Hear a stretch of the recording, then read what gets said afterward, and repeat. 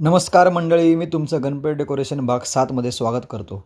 चला तर मग सुरू करूयात. तर आपल्या हत्तीचं काम चालू असताना आपण अनाजी पंथावर काम करायला सुरुवात केली आणि शाडू मातीचा वापर करून त्याचे हात, पाय आणि चेहरा बनवला आणि या सर्व गोष्टींमध्ये जिवंतपणा कसा येईल याच्यावरती बारकाईने काम केले. तर आता मी तुम्हाला सांगतो की अनाजी पंथाला ही शिक्षा का दिली होती. ऐका तर, छत्रपती शिवाजी महाराजांनंतर संभाजी महाराज युवराज म्हणून राज्यकारभार भोगू लागले. त्यांच्या आदेशानुसार स्वराज्यामध्ये न्यायनिवाडा होऊ लागला.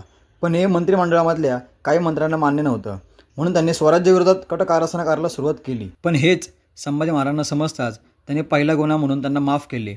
पण हीच चाल त्यांनी परत चालली आणि संभाजी महाराजांना अडकवण्याचा प्रयत्न केला आणि हा राजद्रोह आणि ही फितुरी संभाजी महाराजांच्या लक्षामध्ये आली. आणि या सर्व फितुरीमध्ये मंत्रिमंडळामधले 4 ते 5 अधिकारी सहभागी होते.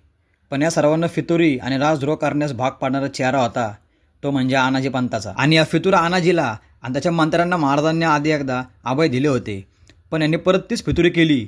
म्हणून काही मंत्र्यांना तोफेवर तोंडी देण्यात आले आणि या फितूर राजद्रोही कपटे अनाजीला राजधानी श्रीमान रायगडावरती नगारखान्यासमोर हत्तीच्या पायाखाली देण्यात आले.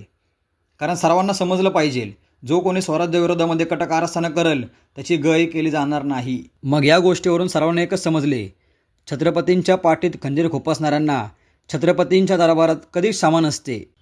चला तर मग भेटूया पुढच्या भागात. जय भवानी, जय शिवाजी, जय शंभूराजे.